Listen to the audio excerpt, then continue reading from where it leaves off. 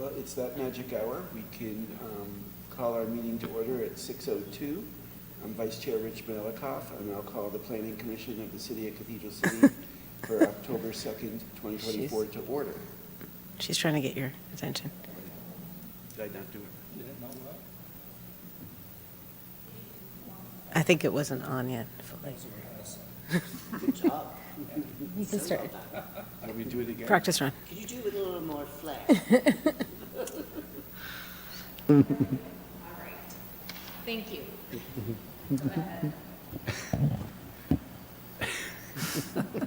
Madam Secretary, can we have a roll call?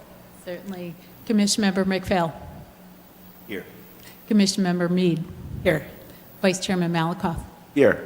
Commissioner Member Lee. Present. Commissioner Member Bedard. Here. Thank you. Let the record show that we have a quorum. Now, can we all stand for the Pledge of Allegiance to our great country?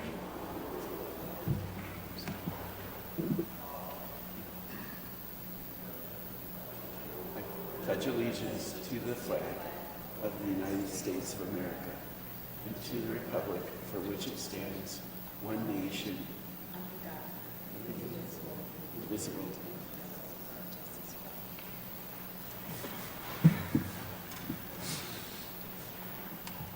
Okay. Are there any changes to our agenda?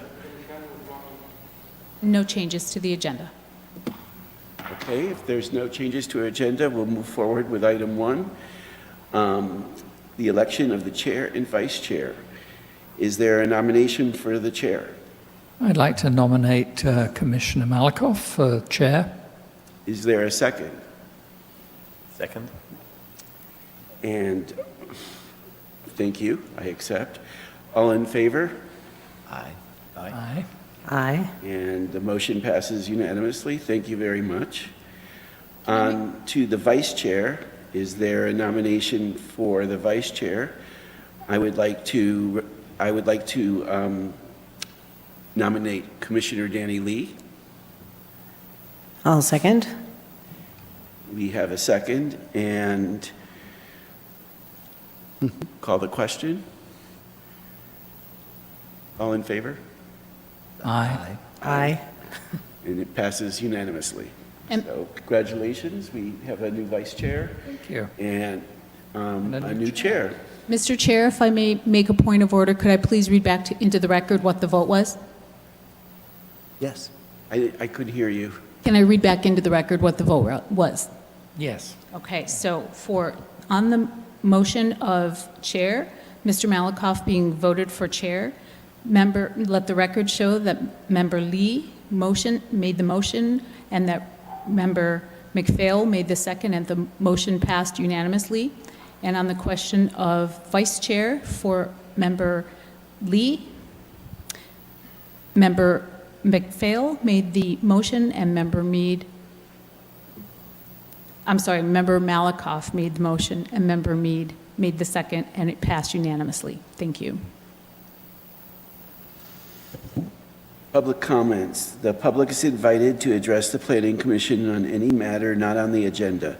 If you wish to speak on the agenda item, please wait to be recognized under that item. Except for special circumstances, the Brown Act prohibits the Planning Commission or staff from responding or taking action on any comments made by the public unless it pertains to an item that appears on the agenda. All speakers should give their name and city of residence. Please limit your remarks to 3 minutes. Madam Clerk, do we have anybody that would like to speak on a non-agenda item? I've not received any speaker slips. Then we can move on to approval of minutes.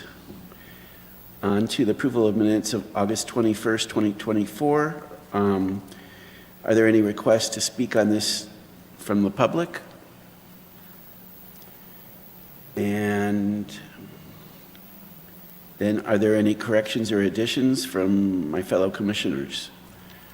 Otherwise, do we have a motion and a second to approve the minutes? So moved. Second.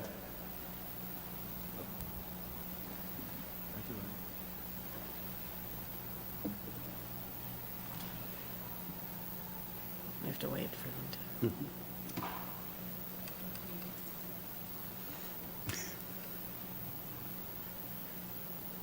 It's not showing up. One moment, please. Thank you for holding. We appreciate your patience. We'll be with you shortly. Right. Can we go to a roll call vote on that as well? Okay, so can I get the motion was made by Member Lee, thank you. And seconded by, thank you. All right, so I have a motion made by Member Lee and a second made by Member McPhail. Roll call vote, Member McPhail, Aye. Member Mead, Aye. Chair Malakoff, Aye. Vice Chair Lee, Aye. Member Bedard. Abstain, wasn't here. Thank you. Let the record show that the motion passed. 4 in favor, 1 abstention. Okay, moving on to public hearings. Item 4A, a conditional use permit number 23-008 and variance 24-001. Recommending approval to establish a new 30,058 square foot convenience store within an existing 3,855 square foot building in the PCC Planned Community Commercial Zoning District. Project includes variance requests to reduce the number of parking stalls, eliminate the required off-street loading space, reduce the required 24-aisle width, eliminate the required parking area landscaping, and eliminate the space shading requirement hereinafter referred to as the project. Mr. Gutron, do we have, not Mr. Gutron. Mr. Rocha, do we have a staff report? Yes, we do. And I Okay. apologize for the mix-up. No worries. Okay. Good evening, Chair Malakoff, Vice Chair Lee, and Commissioners. My name is Manuel Rocha, Assistant Planner here at the City of Cathedral City. Today I bring before you variance 24001 and conditional use permit 23008 to establish a new 3,058 square foot convenience store within an existing 3,855 square foot 2-tenant commercial building. The proposed project is located at 67430 Ramon Road. The property is zoned planned community commercial with the general plan designation of general commercial. The project site is approximately 8,700 square feet in size. However, it will be reduced to 7,860 square feet with the upcoming Ramon Road right-of-way dedication for the Ramon Road Bridge and Road Widening Project. As mentioned, on the current site, there's an existing 3,855 square foot 2-tenant commercial building, along with a trash enclosure and 3 parking stalls. The existing site was built over 40 years ago and was last occupied 15 years ago.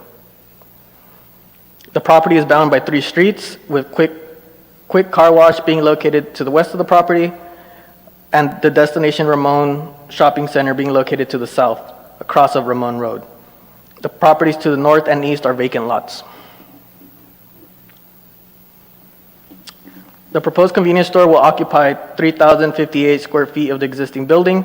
The remaining 797 square feet will be its own separate tenant space. Nothing is proposed for the remaining space at this time. As mentioned, the Ramon Road Bridge and Road Widening Project will affect the project site and take approximately 840 square feet of the property with the widening of the street. So this site plan does show what the property will look like following that right-of-way dedication. The applicant is proposing site improvements, which include updating the building architecture, removing a portion of the building to accommodate a new trash enclosure constructed to city standard, improving the parking lot with an ADA path to travel, and new parking striping with wheel stops. In addition, the Engineering and Public Works Department has conditioned for the project to provide other site improvements, including removing and replacing the existing parking lot asphalt, constructing a new modified city standard commercial driveway along Agua Caliente Trail, adding ADA compliant corner ramps to the corners of Agua Caliente Trail and Sarah Street, and et cetera. A total of 5 parking stalls, including 1 ADA van stall, are being provided. The proposed floor plan includes a customer area where the merchandise will be located, along with a cashier, a walk-in cooler, 2 restrooms, and a storage area. Merchandise that will be sold at the convenience store includes dairy products, cold meats, ice, snacks, alcoholic beverages, non-alcoholic beverages, non-prescription medicines, and et cetera.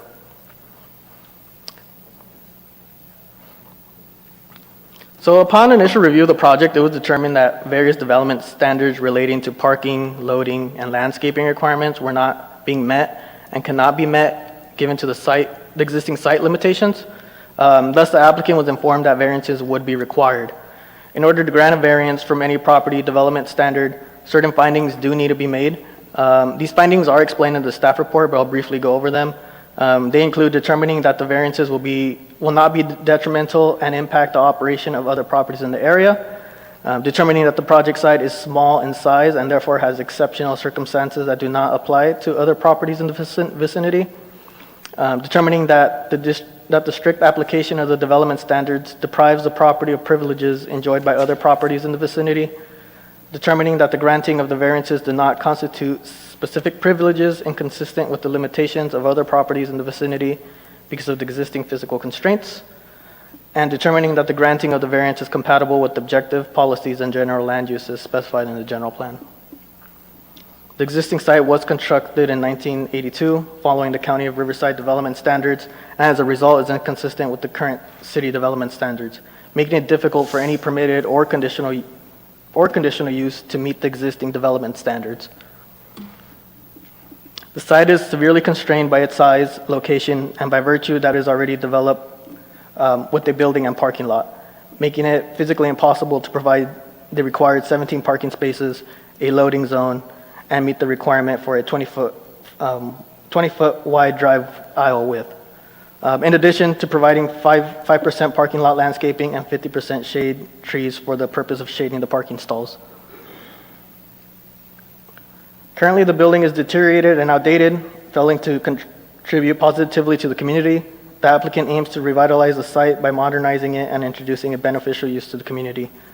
As mentioned, the site has been vacant since 2008. These requested variances are essential to overcome the limitations imposed by the existing site conditions and the upcoming right-of-way dedication on Ramon Road. To the extent that they can be, the applicant is proposing to improve on the existing limitations. Here you'll see a current view of the project site along Ramon Road. As I will elaborate on the next slides, the applicant is proposing to refresh the building design. It's one of the design changes would be removing the Spanish roof tile awnings that you do see here, but I'll go into more detail on the following slide. In addition, the portion of the building located here, as you see where my arrow is pointing, that will be demolished to accommodate the new city standard trash enclosure. The existing satin white roll-up door will remain. Here you'll see a current view of the project site along Agua Caliente Trail. So these are the proposed elevations for the currently existing building. The applicant is proposing to refresh the building with a modern architectural design by updating the facade colors and materials. Improvements include aluminum awnings with a teak wood finish above all entrances, windows, and service doors. In addition to incorporating stone veneer columns into the design of the building.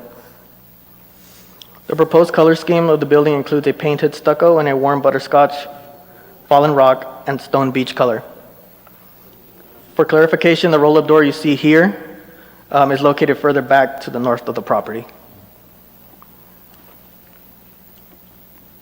The applicant will be required to provide adequate landscaping such as trees, shrubs, and ground cover in the available landscape areas, particularly along the site perimeter. A final landscape plan will be required during the plan check for the construction permit. So staff recommends that the Planning Commission find that the project is exempt from the California Environmental Quality Act pursuant to section number 15303, class number 3, and approve variance number 24001 and conditional use permit number 23008, subject to the attached conditions of approval and based on the findings contained in the staff report. That does conclude my presentation. I am available for questions, and the applicant and property owner are here as well. Thank you. Now, we have time for commissioners' questions for staff. And Mr. McPhail, would you like to start? Being new to the situation here, they're asking for variance requests, and I was just wondering, is this magnitude of a variance, is that a relatively common thing that happens here, or is this slightly unusual in the divergence between the official standards and what they're asking for? Commissioner McPhail, so it's not common that you see a request for 5 variances in a project or variances at all. However, this site is unique. As mentioned, it was constructed back in the 1980s when it was a part of the Riverside County. So because of that, the site was not developed to the city standards, which kind of makes it a little bit difficult to be able to meet those standards today. Mhm. Is there a little litmus test that you use to decide whether the use that's being proposed is appropriate given all those variances, or whether another use would be better on that site? Is there a point where you say this is too far from our standards that we can't support it, or you're content with what the variances here, I guess? So in reviewing the project, we did analyze the use that was being proposed, and also other potential permitted or conditional uses that would be allowed on the property. The parking stalls would be an issue regardless of the use. I can't really see a way around a few of these variances, and that's just because of the way the existing site is laid out and the size of the property. In addition, how I mentioned, the right-of-way dedication will also reduce the size of the property, Right. making it even more difficult. But the applicant, he has been working with us, and he is proposing to these site improvements to be able to revitalize the site It's, compared to what it's looking like today. yeah, I drove past to look at it. It's, So if I sorry, can yes. support the planner in his response to your question. I think this is a conditional use, and this is an opportunity for the Planning Commission really to evaluate the specific circumstances and the nature of this property to gauge whether the variance requests should be granted and whether that conditional use permit should be granted. In your staff report and in the presentation, I think you've heard that this property has sat vacant, sat idle for 15 years. And I think it is a valid question for the commission to ask and answer whether this is the appropriate incremental reuse of the property, or whether we should wait it out and see what else may come. And it may be another 15 years or more for something else to come along. It is a challenging property. It does not meet and could not readily meet the current standards. And I would say that absent a use along the lines of what is being presented tonight, really a redevelopment of this property along with the adjacent property, increasing the size of the development footprint, that really would be the only logical development. I think what we've seen is that there's a limited interest in the market for the property, and the applicant has proposed a use that would allow a reoccupancy of the property, and along with that, they're proposing substantial improvements to the property through the facade enhancements, the reconstruction of the parking lot, and we are seeing incremental compliance with the development standards. They're not completely meeting them, they still need the variance, but I think there is a substantial improvement of the property with the project. Very, very clearly from the drawings that we saw. Regarding the 797 square foot tenant space that's being proposed, could you go back to that side elevation? I just wanted to... The side elevation. That one. Is the gray door on the left-hand side, is that where the tenant would go in and out? Is that the entire property there that we're seeing, that the tenant space is also getting the same exterior treatment, and would that be their entry door there? So the elevation of the remaining suite is not shown on Oh, so the tenant the building, space yeah. is not shown on this? Yes. Okay. It's not the glass door with the awning, the secondary 800 square foot space. That's the back door. The gray door that you had in the previous slide, I believe, is the back door from looking at the drawing. when you go back to your previous slide, the one you were just on, the glass door with the awning over it looks like the entrance to the 800 square feet. Go back, if you go back to where you were with the elevation right there. So if you look at the front west elevation, where your cursor is, that glass door, that I believe is the entrance into the 800 square feet of the back of the property. If you look at the drawings, the steel door is part of the units that we're speaking about. Is there a reason why they're not taking over the entire space, and what's the purpose of this vacant unit? That's Commissioner Bedard, that's a question that the applicant might be able to answer. But my understanding is that they were just settling on the unit that's existing on the, I can't recall how big the square unit, the 3,058 square foot unit, and that 797 square foot unit would potentially be used for a different use. Just to point out, to have that, so the vacant suite is what it's called there, has a very small door and it has no access to Sarah, the street behind the property. Correct. As somebody who's been in retail and who's had stores and stuff of that sort, if I was to rent a space, I would want frontage not to a garbage can, but to a street. I am curious if there was thought put into maybe putting doors along Sarah, because that's also where my customers would probably park. They probably wouldn't park in front of the convenience store, especially as limited parking.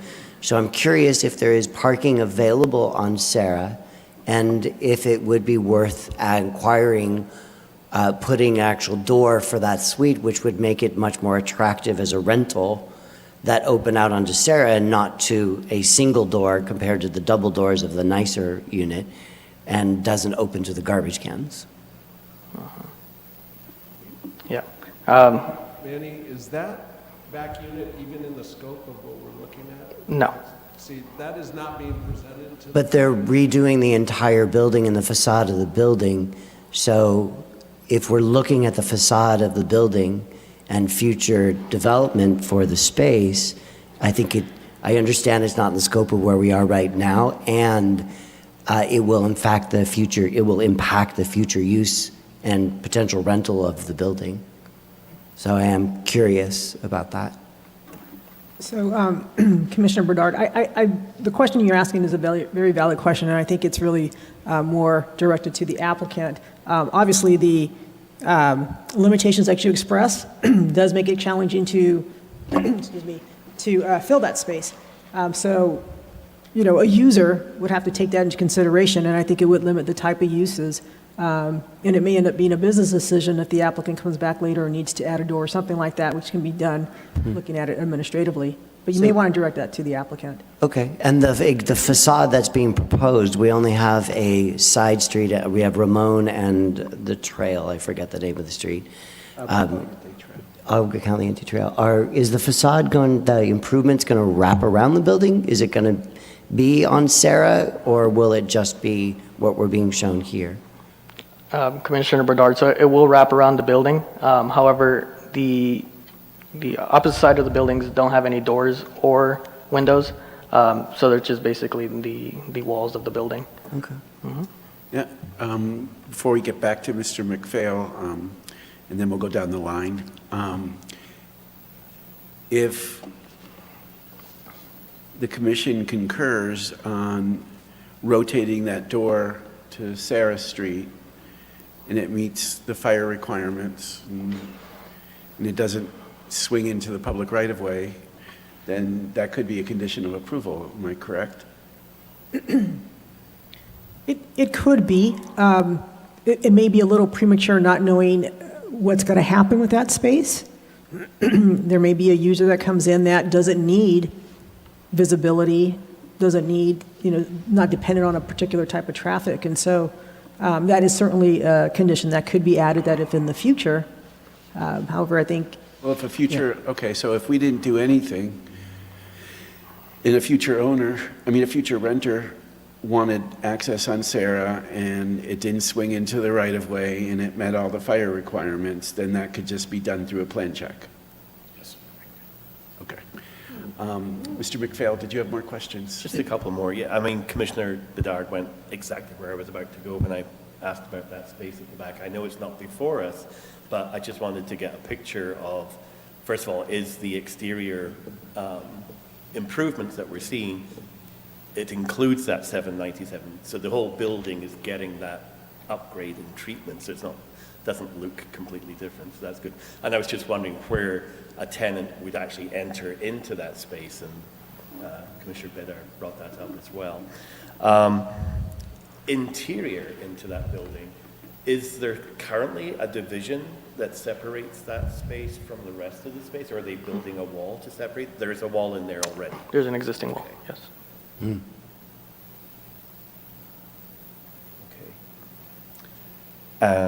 Let's see. I guess the staff is okay with the variance that means that there won't be an off-street loading space, that this store will still be able to be provided with new product. It will not impact surrounding businesses. There'll be a way to get a truck in there even though there's not a dedicated space. That is correct. That's a problem. Okay. I guess the last thing I'll just mention, let other people take a bite, is I watched the Architectural Review Committee meeting about this project, and one of the things they brought up as a concern, and I think the staff themselves said something about it in that meeting as well, that they called the landscaping provisions here light. And I know there's people here who are more into landscaping than I am, and I'm just wondering, again, what we could maybe add to encourage or suggest more landscaping than maybe we have at the moment, because it was a concern of the Architectural Review Committee, and even, as I said, staff themselves said they felt it was a little light. And I don't know whether the Ramon Road expansion is causing an issue regarding that, but I'm just throwing that out there for others to talk about if they wish to. So that's me. Commissioner Mead. Hello. Okay. I knew this has been discussed as a convenience store. The project plan says convenience store, but on attachment 14 that we were sent, the proposed site plan and the elevations from the front, not the one that you showed, but the one that we were sent, both show a sign that say liquor store. So I just wanted to confirm, because then you mentioned that it'll sell lots of different stuff, including alcohol. So I'm wondering, is this a convenience store or is it a liquor store? And if it is going to sell alcohol, is there not a CUP that would be required for that, which doesn't seem to be included here? Or would that come later? Commissioner Mead, so once the applicant did provide us with the list of items that would be sold at the store, it was determined that it would be best to properly label it as a convenience store rather than the liquor store because of the variety of products that they will be selling. Okay, thank you. And this is something I want to ask the applicant as well. There are 2 buildings down from this is a 7-Eleven. Which has national pricing, so it's very hard to compete with. Their pricing is the same in every 7-Eleven across the country, no matter where you are. So I do have a little bit of a concern about the viability of putting in a convenience store that close to a 7-Eleven, especially one that doesn't have a lot of parking, which leads me to my next question about the parking. Did the city actually go out and measure, because I went to the site, I walked that parking lot, I looked at Google Maps. It appears to me that the distance, if you pull up the side view overview, oh yeah, yep, go back the drawing. Oh, sorry. Yeah, so. That one, right? One more. Yes. Okay. So if you look at the front, from where the front of where they're putting in the, what did you call it, the thing that would stop you from rolling into the store in the parking space? The parking stop, the Curbs. wheel stop. Curb stop, yeah, wheel stop. So if you look from where the wheel stop is to where the landscaping starts, directly behind it, especially on the space that's closest to Ramon, zooming in on Google Maps, it looks to me like that is maybe 25, maximum 28 feet. An F-150, most popular car in America, 18 feet. That's the smallest. That's not with the extended cab and all that kind of stuff.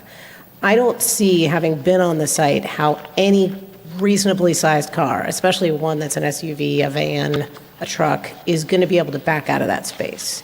Because there's not going to be enough, they're not going to be able to back out with the back of their car towards Ramon because they're going to hit the car next to them.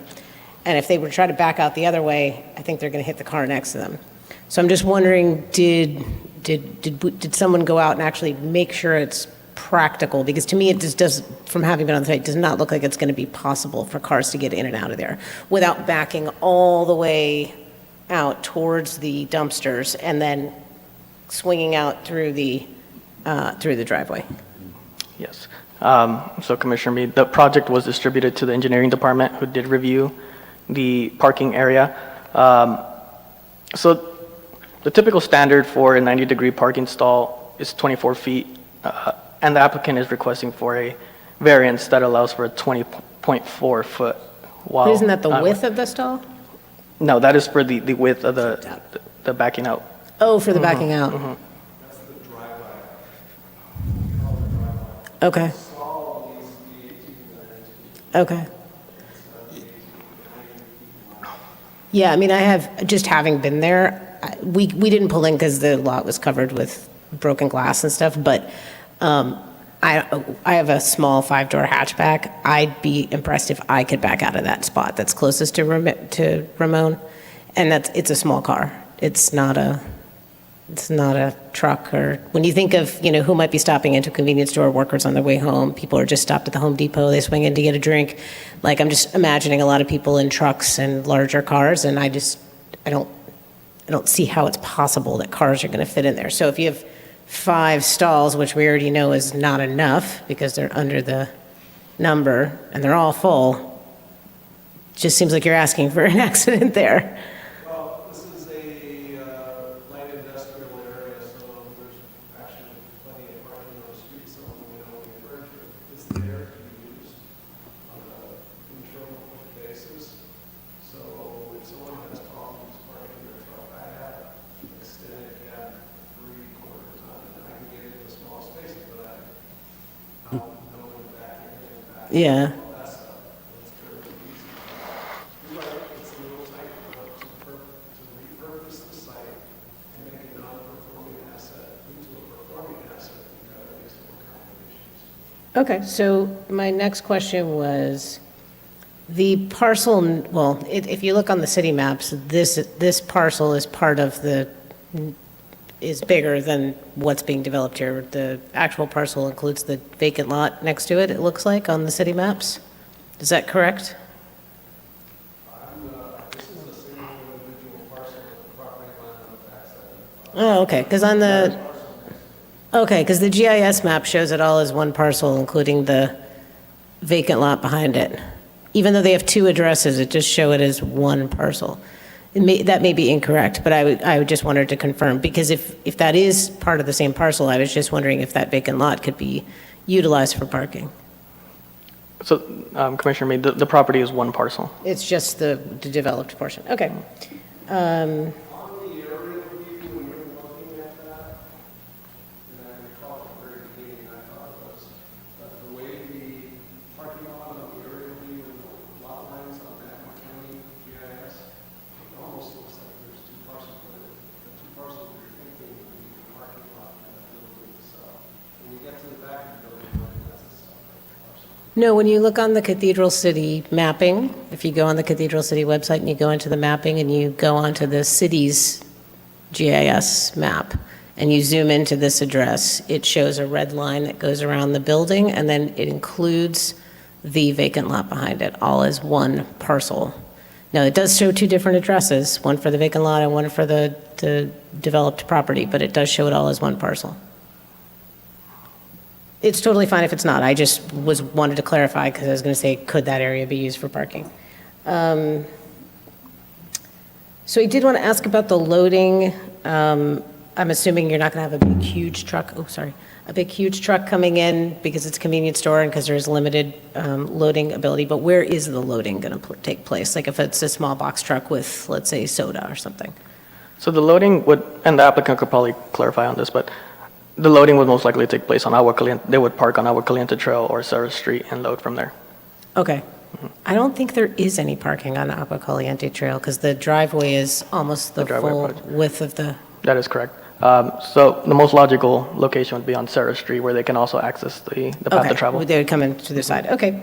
And then I noticed, I noted you mentioned that that whole area where the trash is going to be redone, and I was just wondering, I don't know that area well enough to know, is that an area where they're going to pull the trash out and it's going to end up on Agua Caliente Trail? The dumpsters get dropped off there and then picked up by trash? So the applicant did submit their proposal to Burtec, where they did confirm that they would be able to access and service the trash. Coming into the lot? Yes. Okay, perfect. I think that is it. Thank you very much. Thank you, Commissioner Mead. Vice Chair Lee. New title for 5 minutes. Yeah, so there's been a bit of discussion already about the property ownership and the second unit. So the property is owned by one person who is here, and the lessee is just leasing that first unit, the proposed commercial unit. Is that correct? So Vice Chair Lee, so the property owner will be the owner of the convenience store as well. Okay. So I'm faced with an old proverb that we're trying to fit a quart into a pint pot. We've got a very small commercial lot, and we need a list of variances really to get this project underway. We also have a admittedly vacant unit at the back, which has been vacant for 15 years. And as far as I can tell, there are no plans for the second unit. Why don't we just pull it down and make a bit more room for this whole project? So that would be a question for the property owner, of course. But it seems to me that there are some other options that haven't been explored, and that's what worries me about this whole thing. You said that, and just to clarify, it's 12, it would require 12 bays. It was in your slides. It would require 12 parking bays. Unfortunately, the staff report says 17, but I think it's 12, yes? My apologies. It is, so the correct required parking stalls will be 17. So the 17 is for the entire property. The 12 would be for the convenience store, and my apologies, that should have been fixed. But the 17 parking stalls is the required parking for the two properties as a whole. So we're going from 12 to 5, not 17 to 5, really, for that use? Correct. Okay, good. So I'm wondering if any other plans for the parking lot had been considered. So right now, as Commissioner Mead was mentioning, it's going to be extremely tight to get a car out of those parking lots. One of the sticking points would be the aisle width. Now, the aisle width can vary depending on the design of the parking lot. And there are two factors that could be changed. One is the angle of the parking. So a 45-degree angle, for example, gives you the option of a single way instead of a two-way parking with only, that brings us down to just 12 foot for the aisle. So I'm not trying to redesign it. I don't have my slide rule out here. I'm not trying to figure that out. But I'm asking, have other configurations been considered? Yes, so Vice Chair Lee, this discussion was held with the applicant. An angled parking stall would most likely result in reducing the number of parking stalls to 4. Okay.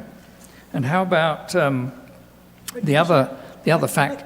Oh, sorry, Vice Chair Lee, if I could add to that, we did have discussions with the applicant, exactly what you're suggesting, to remove that rear portion of the structure to be able to accommodate, to gain some more compliance. It didn't really lend itself to more parking spaces. If anything, it would make the site look less congested, but it just so that, for the commissioner's information, that we did have that discussion. We did get a portion of the structure removed, but the applicant chose to keep that because we did also have concerns as far as the viability of a future tenant at that location given the constraints. However, the decision of the applicant was to keep that space in the room. So although it would reduce the number of variances required for this particular project, they wanted to keep that part of the property. I don't believe it would reduce the number of variances required. it may provide an option for a parking space, because it's still not a very large area, but it does make the site look more congested. Perhaps the trash enclosure could be relocated, but it doesn't eliminate the need for the variances to support the reuse of the site. Again, not trying to design on the fly. I think it's a really bad idea for the commission to try and redesign a property. But I was imagining that if you reconfigure that property, you could at least get a delivery space in there. But anyway, so the applicant has actually decided he doesn't want to reduce the footprint of the building in order to make it more available for this project. Correct, and he didn't want to reduce it any further than it's already reduced. Yeah, they are. Mr. Rocha? Sorry, Chair Malakoff, can you repeat your question? Aren't they removing another portion of the building to make room for the dedication? That is correct. This portion right here that you see right here with the two gates will be demolished to be able to accommodate the city standard trash enclosure. Right. But not part of the building. It is So- let me see. As you can see, it is like a portion. It is a portion of the building. No, I understand. But for the dedication, they're not taking down part of the front of the building. If you're talking about the dedication for the road widening. I thought they had to remove a portion of the front of the building. No, they're removing the sidewalk and that piece of landscaping as shown there. I guess up to and about including that wall. Is that correct? That is correct. Yeah.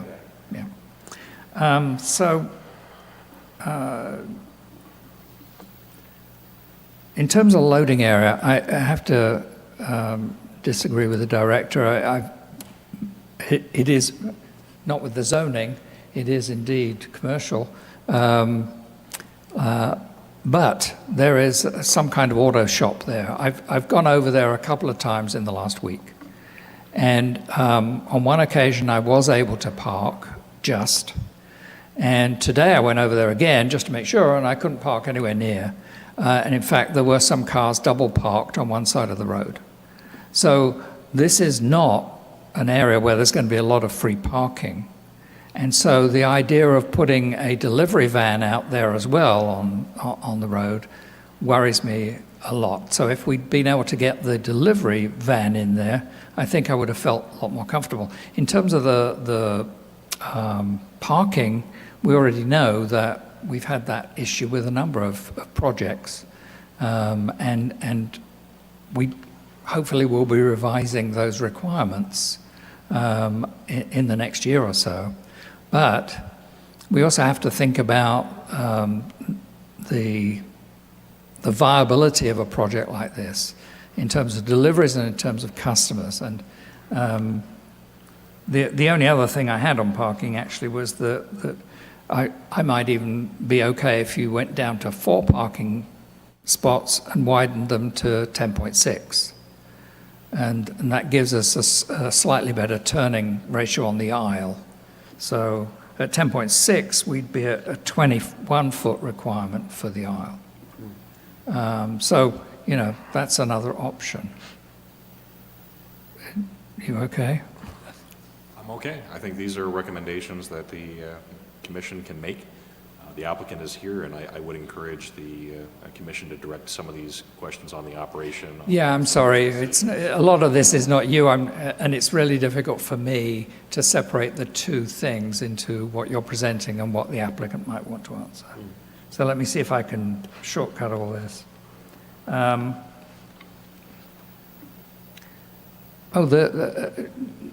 This is partly to do with traffic flow. Is the car wash up and running yet? It doesn't look like it.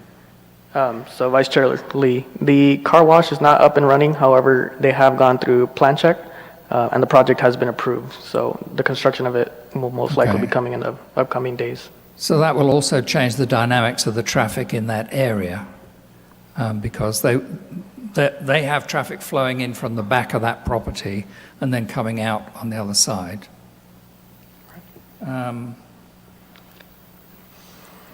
Then I really just need to address this idea of the shading. And thank you, by the way, for directing me to the right paragraph in the design guidelines. I could not find it on my own. But importantly, it says, it talks in great detail in the design guidelines. I know we're going to be replacing them soon, but even so, the ones that we have now talk a great deal about this being a desert city. And we've seen this summer to be extremely hot. And we've also refused to remove that restriction on some shaded parking on other commercial activities. So I'm not seeing, even with this plan, how some kind of simple shade structure couldn't be put up in front of 2 of the parking spaces and meet the requirement. It doesn't have to be landscaping. The design guideline says, landscaping or a shade structure. So I'm disappointed that's not incorporated. I don't think that variance is necessary. I think that can be incorporated somehow. So, okay, that's all for me, and we may have some questions for the applicant. Thank you. Mr. Bedard. Well, thank you. So if I overstep at any point, please tell me. I'm the newbie here. I do have a few questions, though. Again, I want to just reinstate that if we are looking at a comprehensive project, that I think we should not be ignoring the potential for the development or the rental of the back unit. And as someone who has been in retail, to have that door by the trash cans is going to make it very difficult to deliver anything into my shop and to get my employees or my customers in there. So I think it's a little bereft of us to not think about that. And there's a lot of favor being done to the appearance of the building on Ramon and then Agua Caliente Trail. And if we want to look at our city as being a comprehensive whole and this building as being attractive from all angles, again, the back of the building, I think, should not be left out. I do have a question about where the service vehicles are going to come parked on Sarah Street. In the front of the building, in order to access from Ramon Road, there's currently stairs. I know those would not be there. And the elevation from the back, which we don't have a picture of, is that level to the street? There's no stairs there. There is a handicap egress, but is it level to a sidewalk in the back? That is correct. It is leveled. Okay, so that's a good thing. So it would be easier to deliver if the car or truck was parked in the back there. I am concerned about shade. I do want to say, I know we're nitpicking, or I'm nitpicking. I think this is exciting. I bought a refrigerator from the business that was in this building 20 years ago. And I've watched this building, and I always thought the Spanish style was kind of interesting and cool. I understand it's not being kept. That's their right. And it's a great location. I think it's exciting that we're working with a potential property owner who wants to bring something new to the community, and to support that. I think it's great. As the other commissioners I have concerns too. The landscaping, I'm a little concerned with, and then the shade structures, I'm a little concerned with. Can you go back to the side view from Agua Caliente? So where there's a palm tree right there, I know that a palm tree next to a telephone pole isn't a good idea, and there's obviously room for a palm tree to grow there.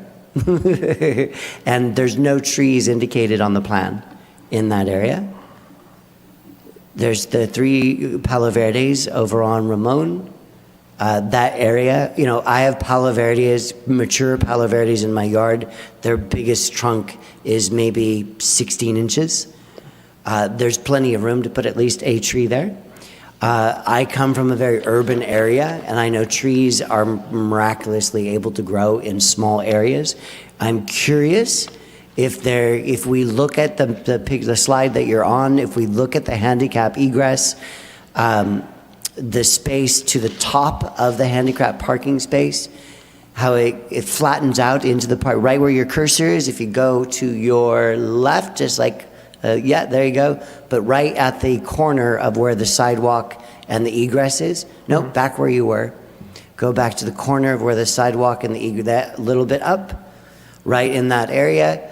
is there potential to put a 2x2, 3x3 opening and actually plant a tree there? To me, that would at least be more of an effort to provide shade and a very low-cost effort. I understand, shade covers are quite expensive, although I think they're great. And there are also opportunities to put solar or eventually wind power-driven turbines.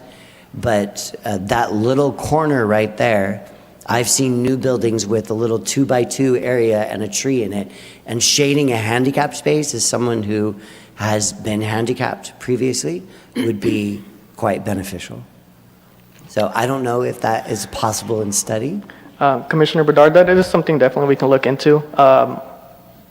And looking at the site plan, the only issue I can potentially think of is the Bird-Tech having trouble accessing the trash enclosure. Well, they're not technically, I don't believe they're technically both supposed to be able to drive onto a handicap egress anyway. So Bird-Tech, I would think, took into consideration that that area would not be drivable. I'm not sure, again, how that would work, but a small little opening in the tarmac to put a tree would provide shade for the building, shade for the, direction of the sun, maybe not, but potentially shade for the handicap space. So I would like to request and potentially ask the owners about that. But again, I think this is exciting. I think there's some things that need to be considered for the future viability of the property, such as that back unit. And if they are spending the money to make the building look nice and change the facade, then right now is the time to do the back of the building, not come in, have to do more permitting and all that type of stuff, which is gonna, as somebody who's done this before, cost a lot more money at a later date. Those are my only concerns. Thank you, sir. Staying on this slide, one of the good things about going last is people cover a lot of what you've already had on your list. The first thing I wanted to ask Mr. Corella is, will there be required retention here? No, it's grandfathered in Okay, because there was already an impervious surface. So. no problem. For the trash truck, I believe that what they would do is they would come in the main entrance on Agua Caliente Trail, and then they would back up and then pull the container out and have the truck dump into the thing. I can't say whether the 2 feet would interfere with them. I'm guessing you're right that it wouldn't, but that's something that we would have to have Bird-Tech approve. There's people for each of the areas that approve these kinds of site plans, and they can let us know. Or if they can't do it quickly, we could put a condition that per their approval, we could do this. But I was thinking something else that could provide not the shade to the handicap space, because you have the loading area, and it's going to take a while for the canopy to grow to go where the car is going to go. But what I was thinking to provide just more space around more landscaping around the perimeter is that you have a small planter that looks like it's about 2 feet wide. And I've had landscape architects tell me that it's pretty difficult for a tree to grow in 2 feet. Sometimes I take that with a grain of salt. I've seen it, and sometimes I've seen it not work. But where you have the rock and the mulch, where a tree wouldn't grow so well, why can't we widen the planter to another 2 feet and only have 1 foot of rock and mulch? And then you possibly could put in 2 more Palo Verde museum trees there. May I piggyback on that? The what? May I piggyback on your comment? Sure. So where the trash bin is, there's this odd angle for the tarmac. So right there, right, so that area, that is absolutely wasted space. There's no car, no bicycle, nothing that's going to be really parked there. You could expand that planting area up against the trash facility, which would accommodate for those trees too. You have to be able to maintain the wall. I might but- add, that's called the corner cutback. We're actually requiring to dedicate that. Okay. That allows the line of sight of drivers going around the corner. So Oh. if you put a big tree there, it's actually the conditions that I would prohibit that. Oh, really? Okay. It has to be on corners. You've got to be able to see at least around the corner. That's the reason that if you're on a corner property lot, any modern era property lot, there is a big corner cut back. Even though it's not a primary road, it's a secondary road? That's the, yeah. Residential neighborhoods, it's almost imperative. Got it. People don't stop at stop signs. Understood. And Commissioners, just to kind of piggyback off of that, Layla Boshref-Dinesh filling in for Stephanie Gutierrez on behalf of the City Attorney's Office. Great to see the new faces, and the returning ones as well, of course. I would just add that most of these, if not all of these variances are being requested sort of as a result of the requirement for the dedication. And so these variances are kind of going to allow, or are needed essentially, as a result of that requirement. And so it's kind of, just to frame the discussion, that's why these variances are being proposed. And adding to our city attorney's comments, everyone's forgetting, I think everyone's forgetting here, that every comment on the landscape there, they're put in sidewalks. So when you look at the pictures that you know, they're putting sidewalks in, there's no sidewalks there. So that eats up automatically 5 feet. And what they're going to do is improve from the first part of their driveway all the way around and off the exit to the north and all the way to the property line of the sidewalk. For the next person to improve the sidewalk. The front, they get a pass on because of the low road brick project, really widening that sidewalk. Right. So just so you know, a little background on why they didn't have any improvements on the front, because they would just get torn out and really tear that out. That project. Yeah, I hope my comments didn't seem really negative, just as hopeful, because I think it's exciting that it is an adaptive use, and that area is really needing some love given to it. My last comment dovetailing on Mr. McFair, I think. I do like the idea, if you can go back to the landscape plan,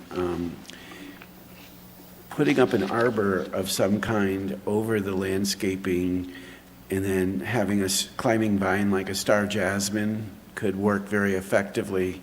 Wouldn't take up that much space. And I think it could work pretty confidently to provide that shade. So it was Commissioner Lee, I'm sorry. So I'm saying that we could put an arbor up over the parking spaces, and it could have a lattice roof with a vine growing on it. And I think it could provide part of the shading. It's just an option. Let me, before we invite the applicant up, me make a comment that I would normally make later. So I think it's apropos. So when I first saw this, I thought the American version of your Scottish version, that your truck, English, excuse me.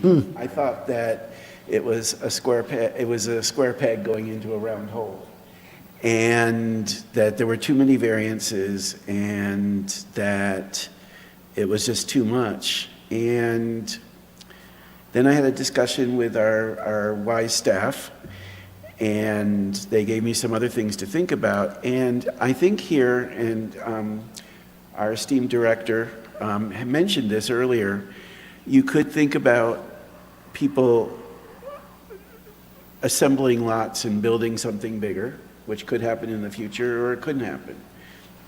The other thing that you could think of is that somebody else could come in 2 or 3 years. But it's been 14 years that nobody's done anything.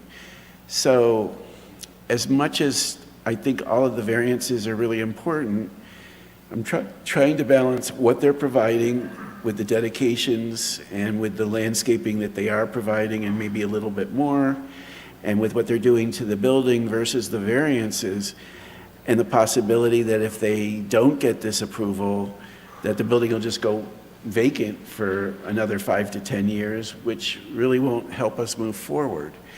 So it's a real balance that each one of us has to make that decision on. And given, it's not an easy one, because, you know, the planner in me is like, you got to do all these things. You have to do them. But if it's balancing looking at what they are doing versus not having a project at all, I think that's something to think about. So, you know, I did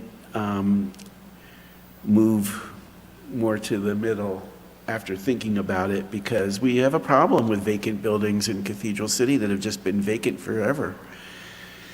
So, and then I think the other thing to think about is the only reason that this is coming to us is because it's a liquor store or a liquor store, and needing a CUP. So if it was a dress store, we wouldn't be seeing it at all. And we probably wouldn't be getting as much as we're getting now with the dedications and the improvements. So I think it's a balancing act. I don't think what anybody has said is wrong, but it's just balancing the needs of the community, looking at what we're getting, and versus what could happen if the project just goes away. So unless anybody else has questions, I will open the public hearing and invite our applicants up for questions and/or if they have a statement to make. Just check one more thing before you run away. So the slide you've got up there now, that reflects the plan after the dedication of the land? That is correct. Okay, so this is how it would look. We're not looking any more of that disappearing. I certainly know. What is shown here on the slide is what will be on the property once the dedication is complete. When you pass by on Ramon Road, it's going to look a lot better than it looks now. Absolutely. And then I'm not as concerned with Sarah Street. It's more of a linkage street for the businesses that are there. People have a reason for going there. Agua Caliente isn't the kind of street like Ramon, but I would want, if we could get more trees there, I think that's where they should go. You might even be able to widen the planter just a bit by the driveway, as long as you don't go into the corner cutoff, and get maybe one more Palo Verde tree there too. So, you know, those are things to think about. So I will officially open the public hearing and invite our applicants up. Please give your name and your city of residence. Thank you, Mr. Rocha.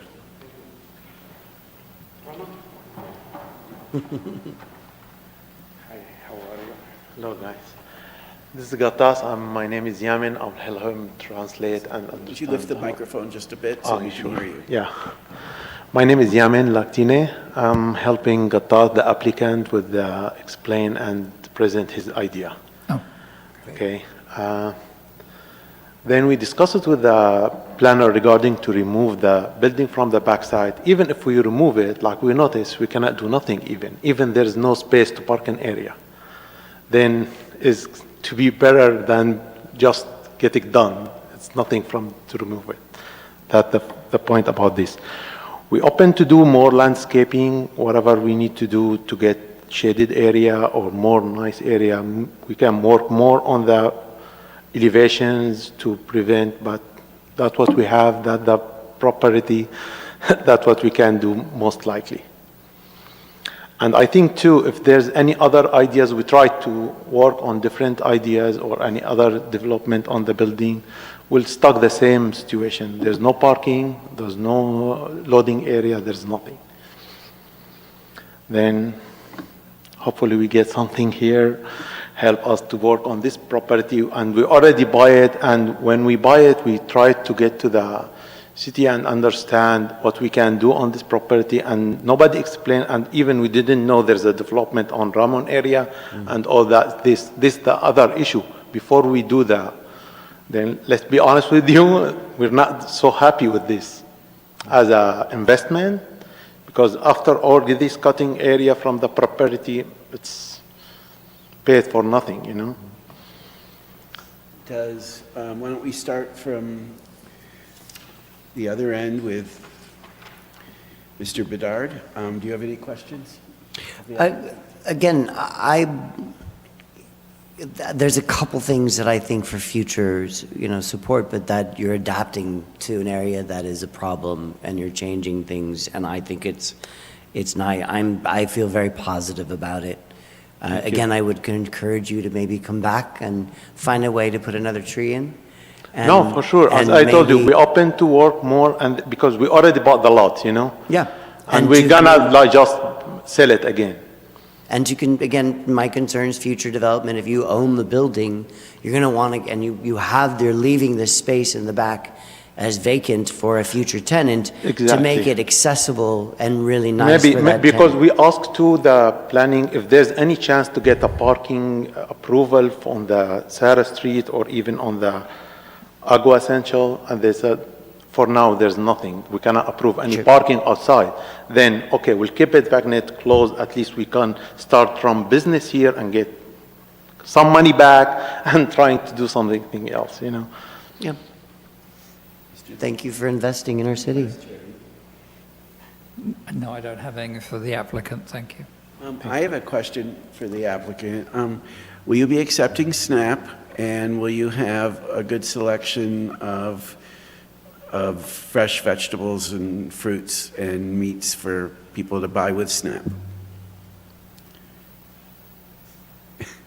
I don't think he knows what that means. SNAP is a supplemental nutrition program that allows people to use a credit card from the government to buy food. Okay, then like the EBT or all this? Yeah. Yeah. Oh, okay. I think it used to be known as food stamps. EBT. EBT? EBT. Yeah, okay. Yeah, you'll be offering that? Can you offer EBT sale on this property? It's easy. Yeah, yeah. Along with more than junk food, like fresh vegetables and foods? Foods, yeah. Okay. Milk, water, and I think he already included all that what they can buy on the Those EBT are all stuff. good things. Even though you're right near Walmart, some people walk every day to the grocery store, so it's just making it convenient for them. Yeah.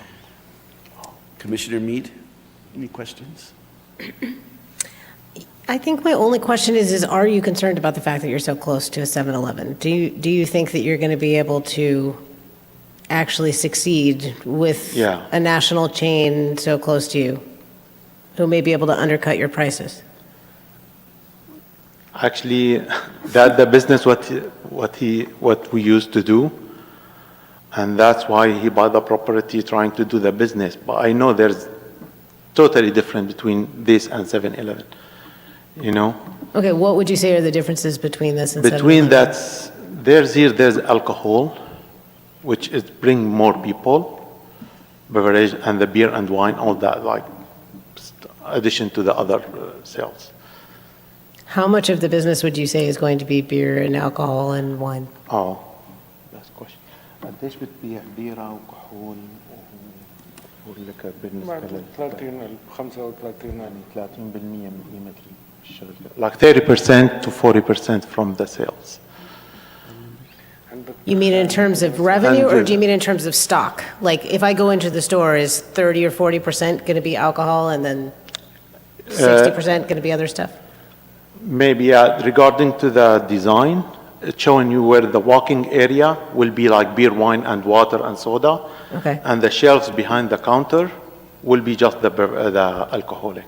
All others, gondola on the separation on the building will be grocery and all the other. Okay. Yeah. Yeah. Thank you. Commissioner McPhail?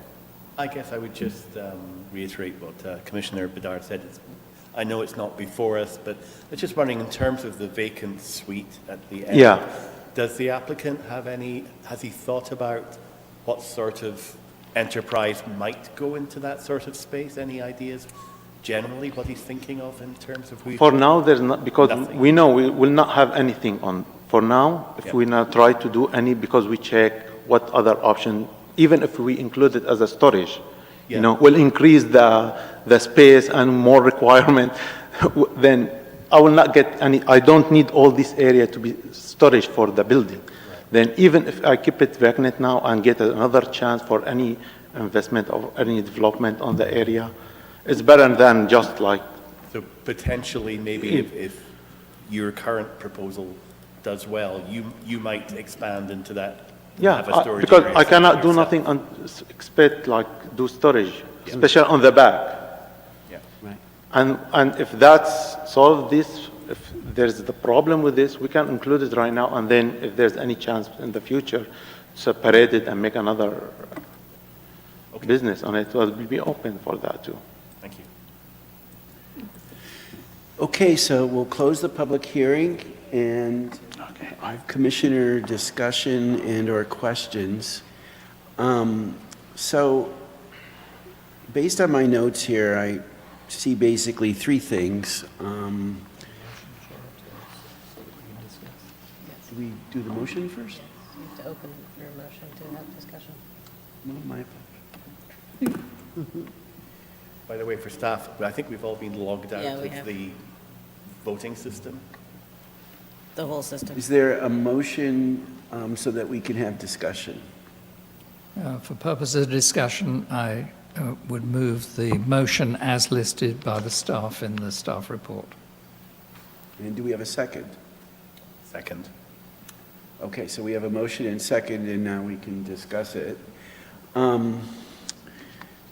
So I see possibly two issues, maybe three, that we could add conditions so that we could take an action tonight rather than continuing it. So one was to Chair Malakoff. widen the planter. Can you go back to the landscape plan? So widen the planter along 2 feet along Agua Caliente Trail and added a minimum of 2 more Palo Verde Museum trees.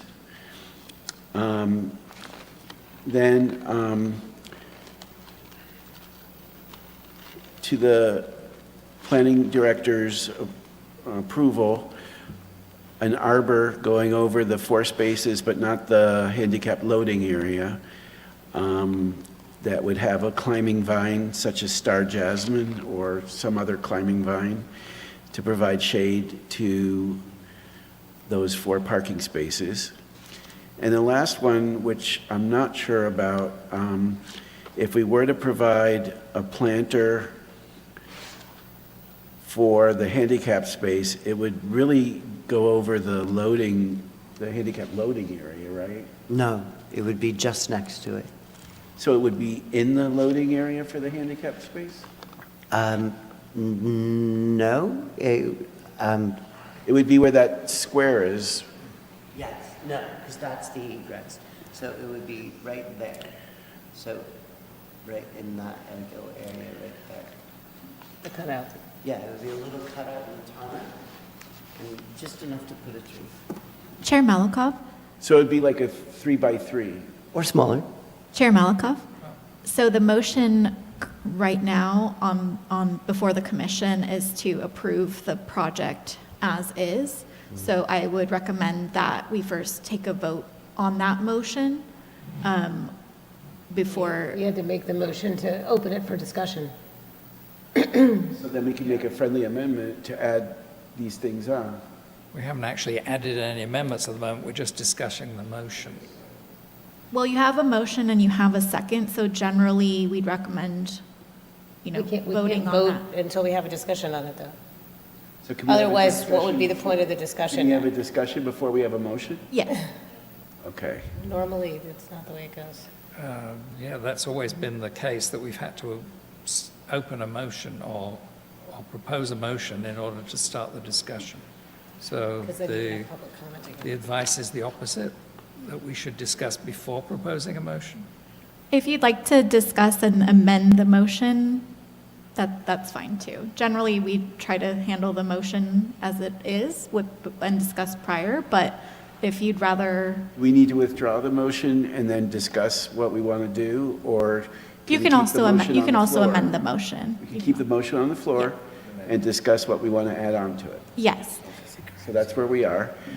I would just recommend that if there are going to be additional conditions placed on the project because of the connection with the project variances to the dedication requirement, I would suggest continuing the item so that we can kind of have staff analyze the new conditions in relationship to the required You're dedication. suggesting that if we have conditions that we continue the project so that the variances can be modified? That's correct, and analyzed as to whether what their connection is with the dedication requirement, and make sure that they're properly analyzed in the I'm not staff sure we report. need to do that. So let's see where the discussion goes. Yeah. I think we can see just how far the commission gets, and if we get to a point where we need more clarity or we need to go back as staff, we can interject at that point. But I If we need to suggest at this point, remove- let's let the commission continue with its discussion. Well, let's finish with this third item, and then we can discuss how it affects the variances and everything.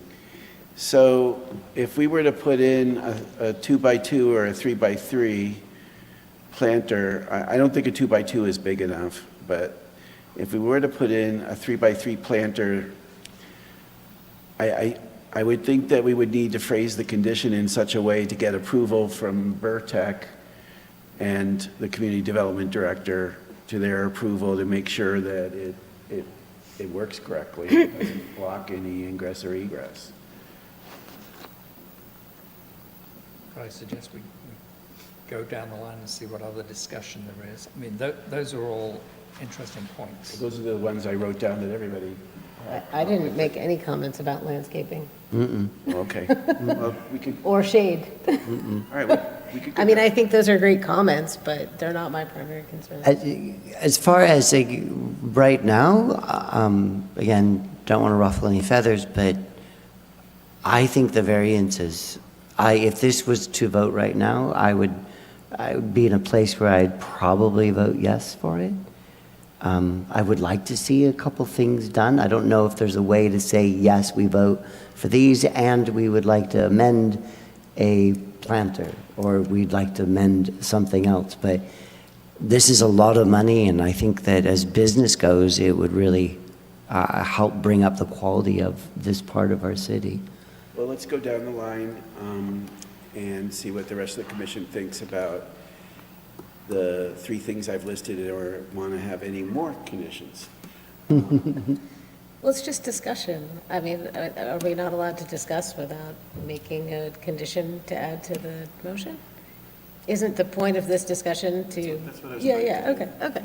I was saying, do you want to have Yeah. any other? Would you like to? Any other issues you want to add, or do you For want to for say the that purpose of you're- discussion, and not necessarily to write down, but I think Vice Chair Lee mentioned at one point, should we consider, it doesn't have to be a condition, but for staff as well to think about having one less parking space because of concerns about how cars can get in and out, or did we put that to bed and we're comfortable with access right now? If a big car knows where they can fit, the drivers of big cars know.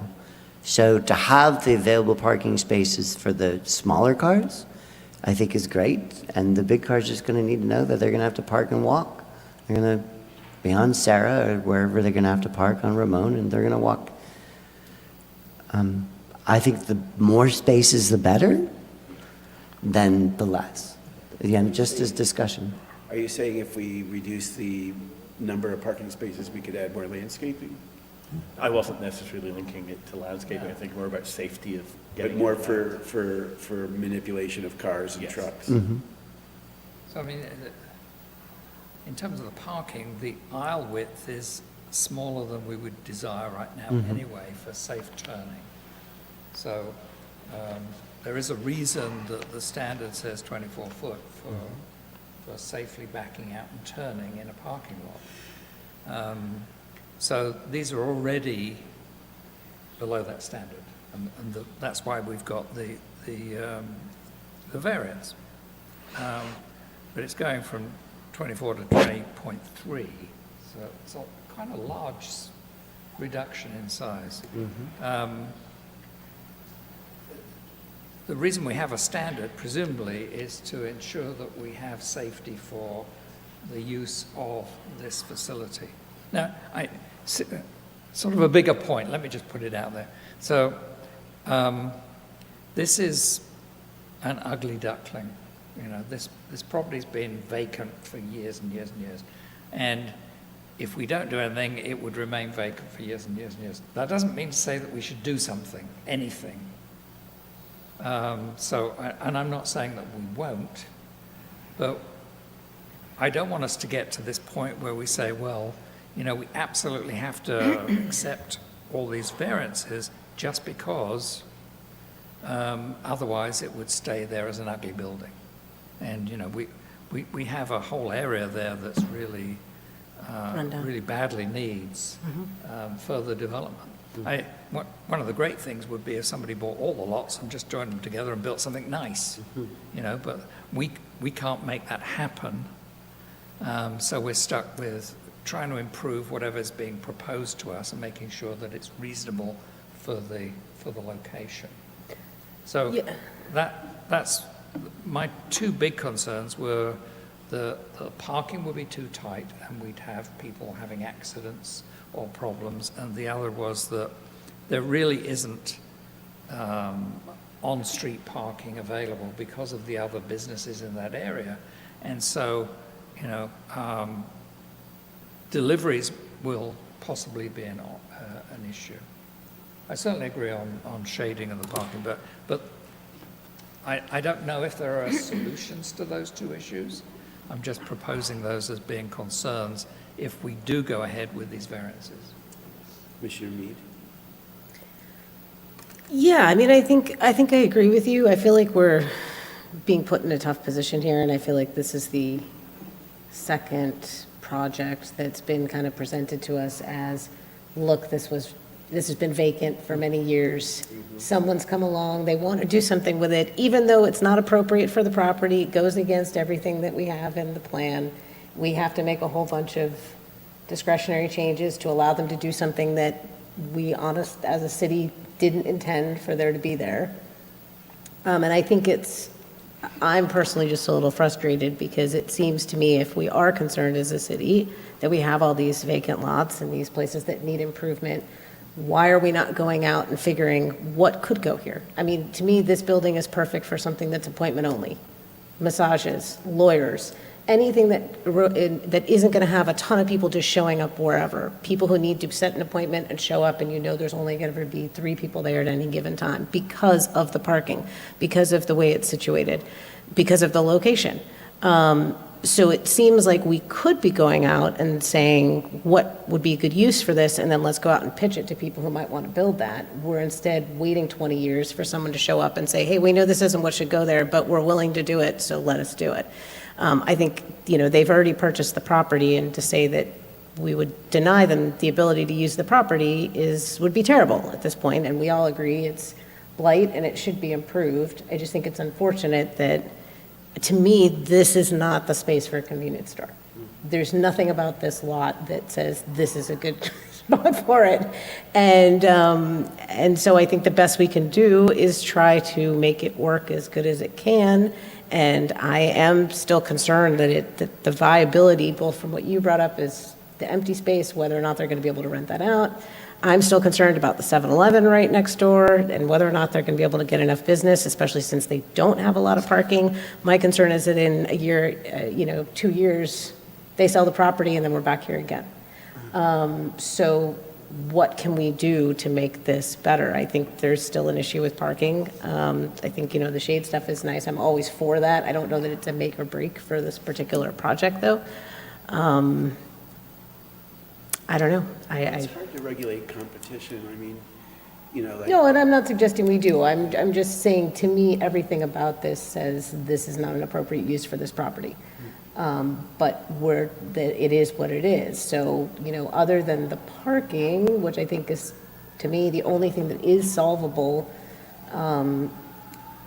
is there anything we can do to make the parking situation better? And if there isn't, then, maybe we just add some nice, encourage them to add some more nice landscaping, and it is what it is, and there's nothing more we can do. But I just have a general frustration for.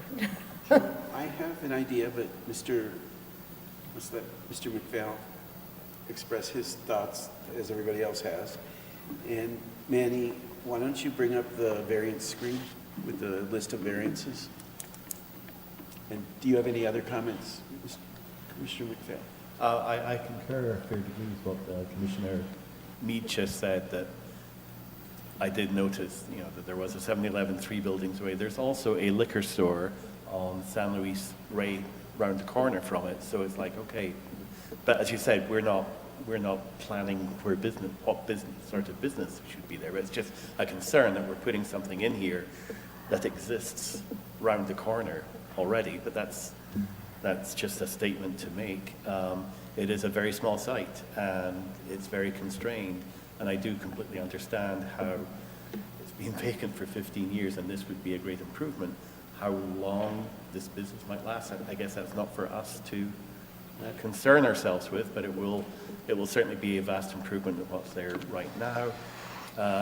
Really, the only clincher I have is to do with the safety issue at the parking, but if our engineers say it's doable, I'm not going to argue with that. Well, if you look at the variances, and we try to prioritize which ones are the most important, you basically can divide them into two groups. One are the parking variances, and two are the landscape variances. So, on the parking variances, you're not going to get rid of that. We might even wind up reducing it from 5 to 4. And then also the loading space. Doesn't seem like there's much we could do about that. That's just going to wind up being on Sarah Street. And it seems to me the most important thing from the group is the backup. Am I right? Being able to get out of the lot. Yeah. Is there any way to, if you were to reduce, you already went down to 5 parking stalls. If you were to go down to 4, would you be able to get? That's still not going to help with the backing out issue. Well, it gives more of an angle for the parking. We have a table of values for parking, and according to 95808, if you go to 10.6 for the store width, then we only require an aisle width of 21, and that seems to get us closer to being a safer situation. I don't know. With 4 spaces instead of 5? I'm assuming that we can get because we'd have an extra 9 feet to play with. I can't do the math in my head. What if we asked staff to go back, I hate to continue it, but what if we asked staff to go back and see if there was any alternative way to handle the parking?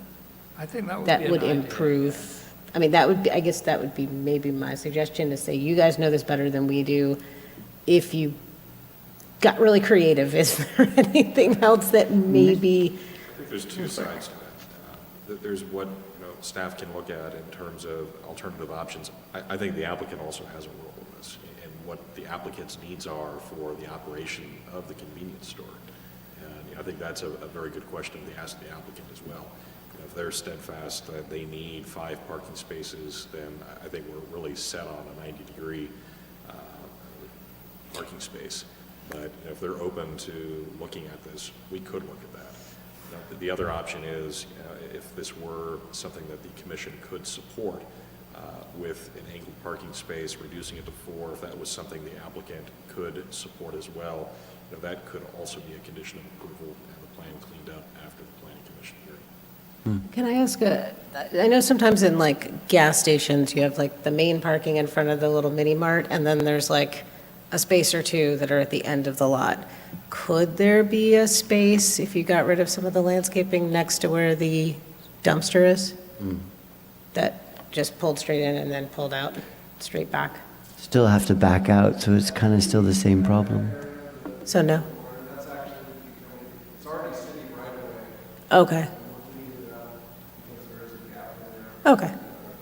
That's our challenge. I was just throwing it out there, because I was like, if you reduce the other to 4, then you could fit another one off by itself, then at least they'd still have 5, but totally understand.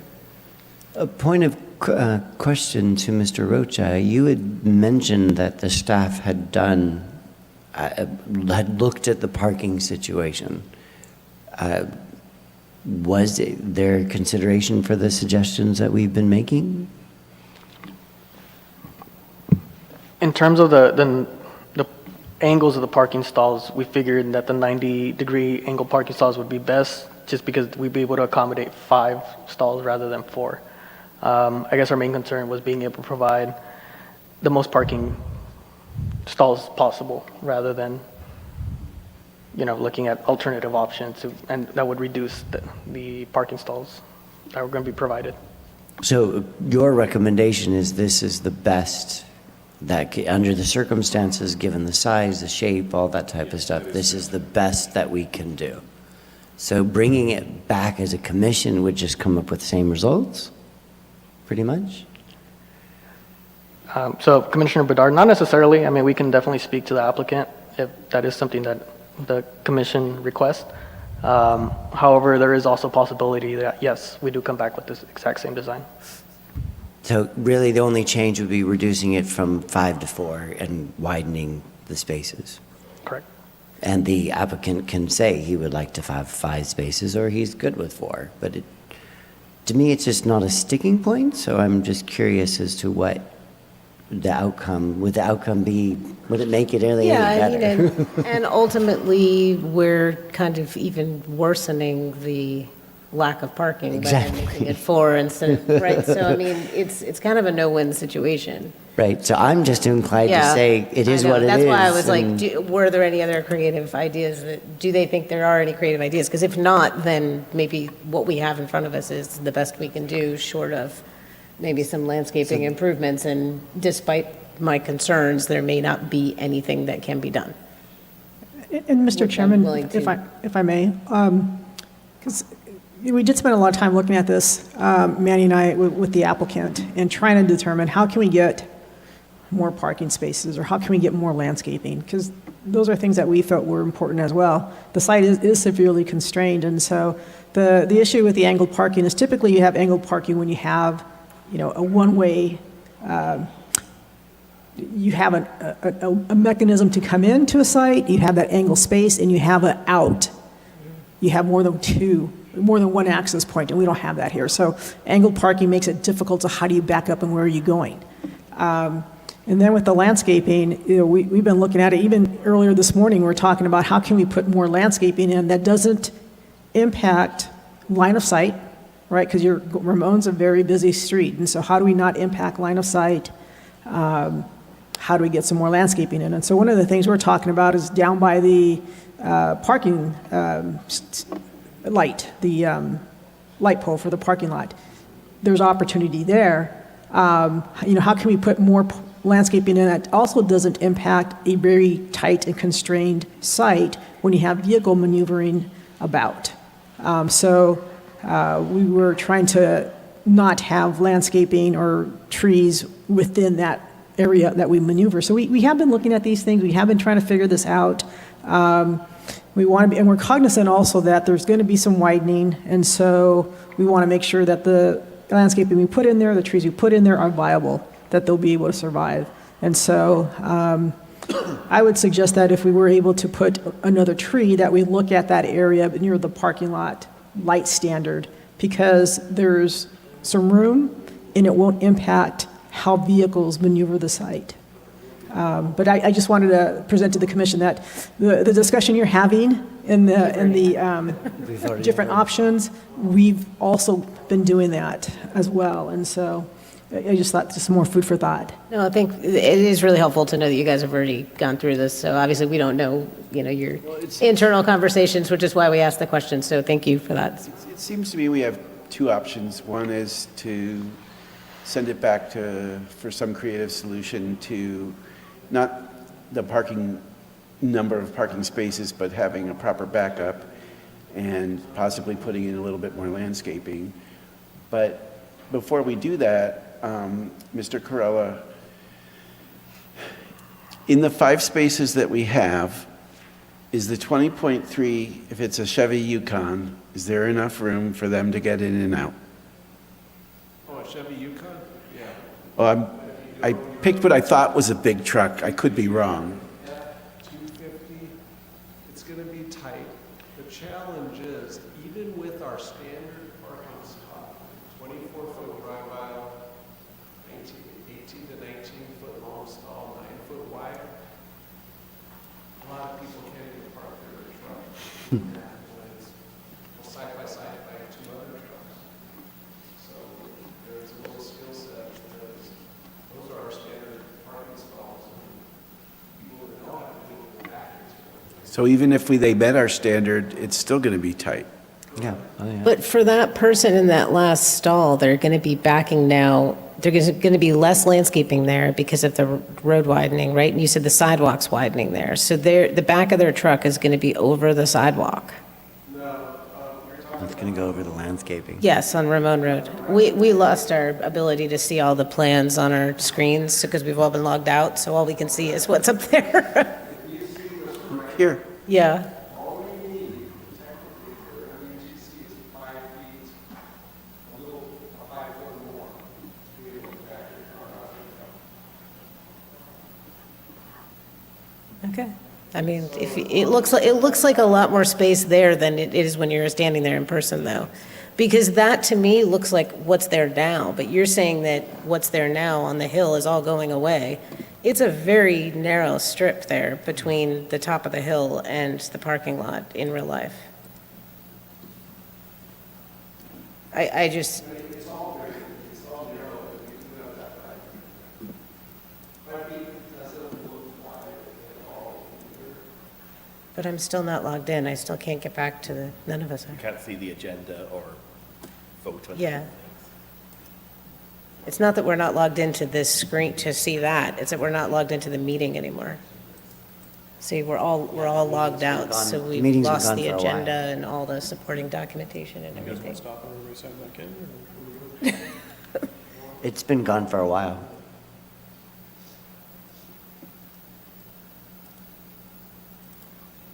I have no Mr. idea what Chairman? my password is, so. Mr. Chairman, do you want to take maybe a short recess and see if IT can get you back in? That'd be great. 5 minutes? Sure. Can we do a 5-minute recess? The what? Can we do a 5-minute recess until we all get logged back in? Yeah, why don't we call a 5-minute recess till we all get logged back in?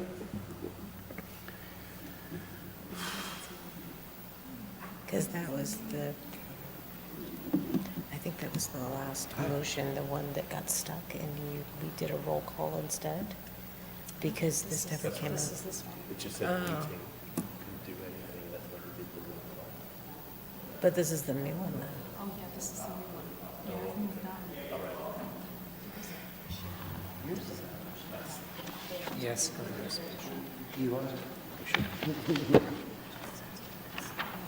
I don't know, can we do this? I could do that. At least now we can go back to this, because this is what I was like, I know there was a document that I was trying to find, but I couldn't. Just realized that. Because we've all been locked out for like 20 minutes. It's okay. It's not your fault, though. It was clearly a system problem, because we all got logged out at the same time. It's not like something we did. I don't think, unless it was Rich, because you have a tendency to somehow log yourself out, so maybe you logged us all out. I didn't log out, did I? I don't think I did. No, you did. I'm teasing. Oh, are you still logged out? Yeah, you still. Mine's been off for quite some time. Yeah, it's like 20 minutes. Oh, no longer, because I had checked it. Yeah. Looking at future agenda items. It's so weird. Yeah, no, so 10-2. Is this the Yeah, well, I just wondered to be, you're like at the mercy of whatever they have on the screen over there, so I was trying to like be able to.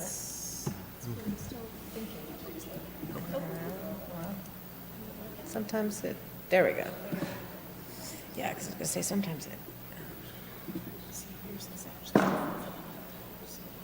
I think I logged myself back in. Hey, good job. Look at you. I don't know, Mike. Okay. Well, it is. I know, I don't know. I was like, I could see my emails. Are they gonna make our last name look like 1, 2, 3, 4, 5 or something?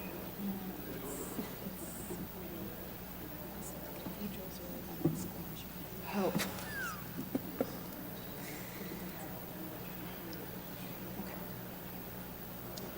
I called Benny Rosha Benny Kuchar. That's another planet in India. That's Nico, but his name's Nico. So not even the same first name. He's worked with him.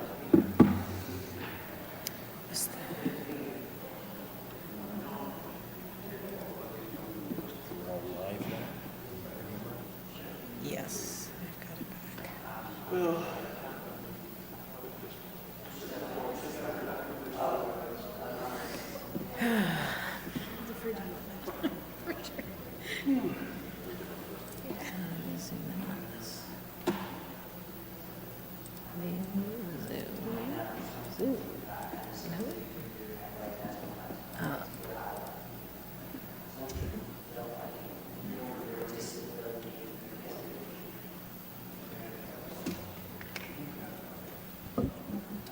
well, are we all logged back in?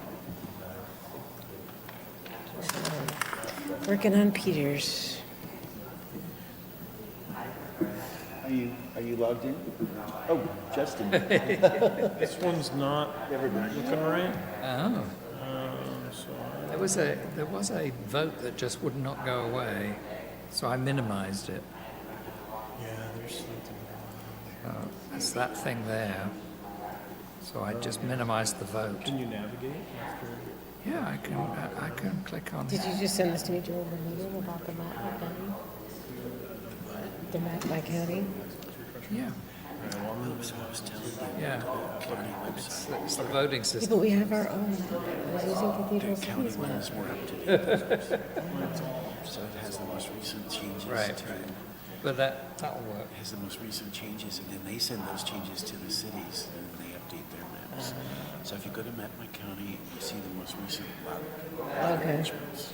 Well, that's kind of a bummer because ours has all the, tells you what district it's in, it has all the extra information. Yeah, it does that. The county site doesn't do that. But Yeah, They it just give you the correct lot lines. Okay. That's the thing that broke. So we moved them out of the way. Okay. Call the meeting back to order. Back to hearing conditional use permit 23-008 and variance number 24-001. So Yeah. as far as I could tell, Hold on. Mr. Chair, can we get the rest of I can't hear you. Can we get the rest of the staff back in the meeting room first? Let me go grab them. You run the staff what? The staff ran away. I think the applicant have taken the opportunity to confer with the applicant on the discussion. He absconded. So did Sandra. Mr. Rocha. Maybe they need more time.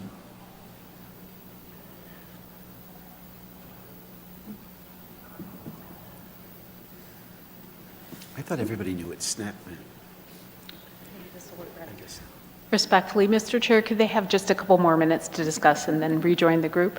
So 4 more minutes? A couple, they'll come back in. Okay, so we'll re-adjourn at 10 till. Okay. Thank you. This is turning into an interesting meeting. There's another one of those, I may make this one, I may need 15, I'm- or I may yeah. not. Don't count. Or re-adjourn when they're ready. Oh, they came back. There we go.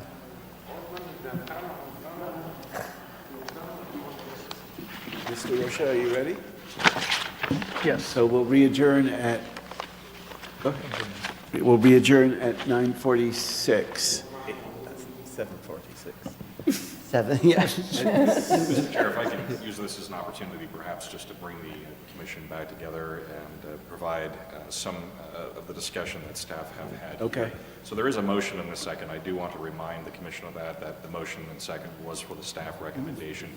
It's really up to the commission whether you want to amend that or if you want to withdraw the motion and the second and make a new motion. But the discussion that we have heard as staff, I just want to summarize what we've heard, and perhaps this is a starting point for the discussion, is a reduction of the parking spaces from 5 to 4, leaning on the table in our municipal code that specifies a 10.6-foot parking stall width for a 90-degree parking space, so using 4 of those parking spaces. And our recommendation perhaps is to add 2 of the Palo Verde Desert Museum trees. Not location specific, there are some easements. We are a little concerned about where those go, but perhaps adding 2 of those, not location specific. Sure. Sounds good to me. So, can you repeat, not the landscaping, but the first one? Yes, And speak up a little. doing what I can. So the first was to reduce the number of parking stalls from 5 to 4 and to increase the parking stall width from to 10.6 feet for a 90-degree parking space. So then I think we're at a place where we have a motion on the floor. We can add those 2 points to the motion. Sandra, I apologize, Sandra did outline a third, and that is increase of the landscape area north of the drive aisle onto Agua Caliente Trail by 2 feet. So Oh, nice. what, if we were to move forward with this proposal, do we need to redo the motion or just do a friendly amendment that we accept staff's recommendations and have them read it into the record? Chair, so I would suggest first having the applicant come forward just to confirm that they would be okay with those proposed changes. After that, yes, you could propose a friendly amendment to the motion and the second that's on before the commission. And the mover of the motion and the seconder would just need to affirmatively confirm that they're okay with the amendment, and then it could go before a vote before the commission. Does Ms. Molina still need to read that into the record after the maker and the seconder agree? It might be helpful to just summarize the 3 points have again, her- just so we have clarity in the record. Okay, so the first thing we'll do is reopen the public hearing so that the applicant can come up and see if they concur with these 2 recommendations.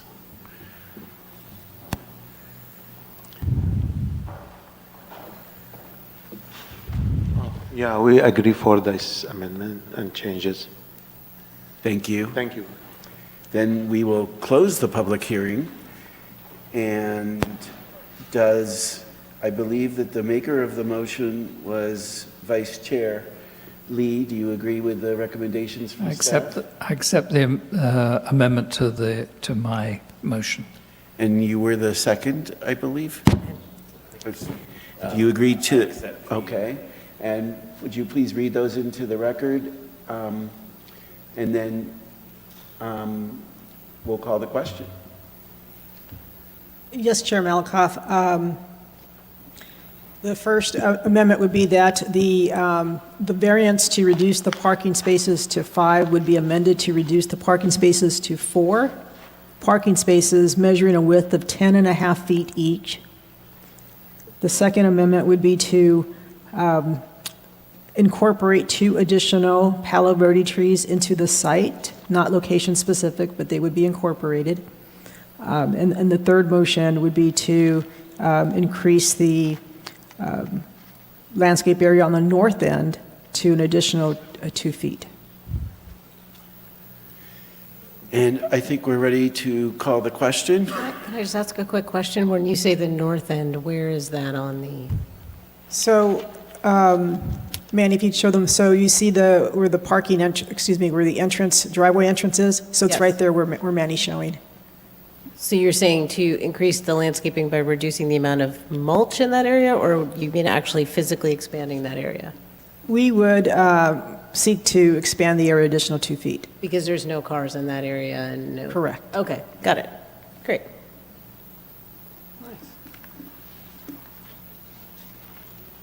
Need a roll call vote because the voting's not working. Yeah, and I think I'm signed in as John Rivera.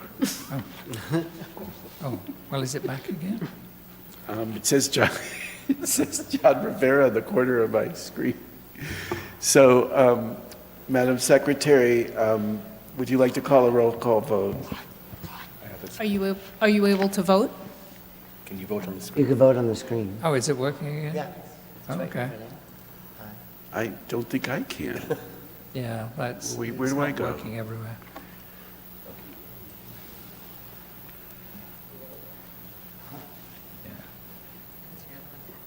Oh, wait.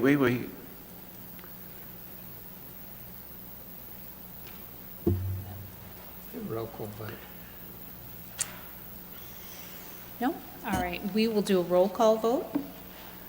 Commissioner McPhail? Aye. Commissioner Mead? Aye. Chairman Malakoff? Aye. Vice Chairman Lee? Aye. Commissioner Bedard? Thank you. Let the record show that a motion was made by Vice Chairman Lee, seconded by Commissioner McPhail, and the motion passed 5-0. Thank you.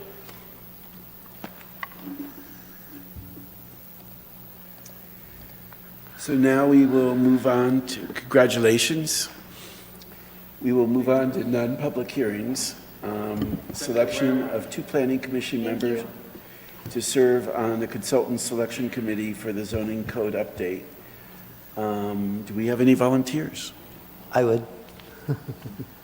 I have a little question, but yeah, I would be happy to volunteer as well. It's just running the attachment to this item.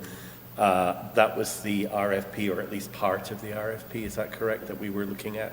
Yep. Correct. Did the part that we didn't see, did that include the scoring rubric that, and the vendors would have seen that to know how to work on their RFP so that they knew they were responding to the right parts of your RFP? I can answer those questions if you'd like.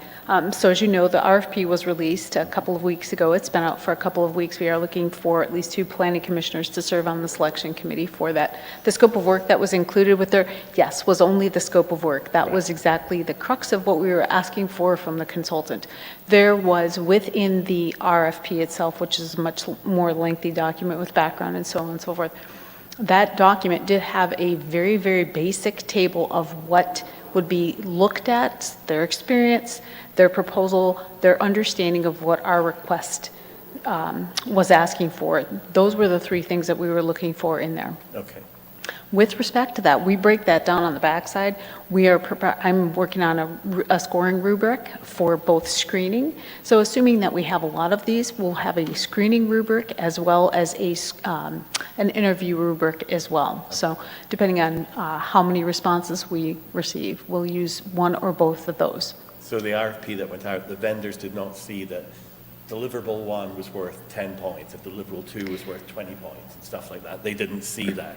They didn't see that, and I don't have that rubric broken down that way. There's I think I don't remember how I broke it down, but it was something like 30% of the score was based on their experience, 30% of the score was based on I can't remember, and the bulk of the majority was making sure that they understood what we were looking for. Okay, So, got it. but then we'll further break that down behind the scenes with those rubrics as well. Yeah, it's just running because on the other commission I served in San Diego for redistricting commission, I was chair of the evaluation committee, and we had a rubric developed, I think, before, but they have a vague idea of the weights that are being applied to their applications. So I just wanted, because we didn't see the whole RFP, I didn't know what was in there. Yes, again, it was very basic, and Yeah. I don't want to mislead anyone, because we do always have some,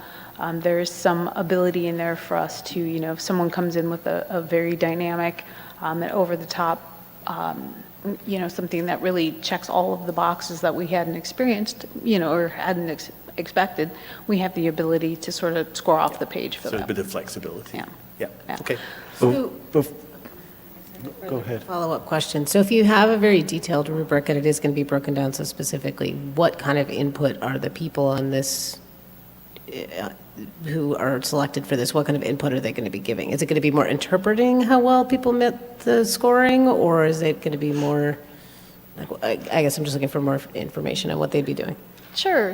And and I think, again, back to, we sent this by direct email, I want to say direct mail, but direct email to 46 people. We posted it on the Los Angeles section of California APA Planning Association.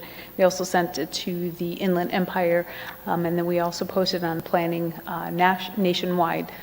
So we hope that we're going to get a good competitive pool, but we're really looking for, one or two or three, four really well-done proposals. Just based on the initial commentary that I've heard, people are extremely very busy. California, what we just heard at the conference is California has put a lot of money into a lot of the work that we're doing, so a lot of the consultants are occupied with other cities and communities, so the timing isn't working out well. All that said, the rubric is going to be out there in sort of tiers. If we receive a lot of responses, then you'll have whoever's on it. So I'll just point to you all. Whoever decides to be on this will have the rubric to score each of those proposals, so that we look at that and say, we get 10 of them, we can screen out the top 3, the top 4, the top 2, the top 5. We can screen those out, and then we can decide if we want to interview those and how that will go. So it will be a potentially up to a 2-step process. Okay, thank you. Just a comment before we vote. Having served on both sides of a committee like this, having prepared these proposals and examining them from the city side, the thing I just like to throw out there is, first of all, so much of it sometimes goes to the price. And the lowball price isn't always the panacea, because what will happen is if you need to really look at their scope and their tasks, because then they could come in with 1 million amendments and wind up being higher than you expected, and the last thing you need is to go back to council with an amendment to increase the budget. So be careful of the low bidder, and the high bidder, depending on how good they are, they might be worth it, but sometimes people do overinflate, and you have to look at that too. So in my experience, it's the people in the middle of the road that usually have the most reasonable things, and just look at their tasks and their scopes and how they described it, and whether it's a fixed fee or time and materials. So that's my advice.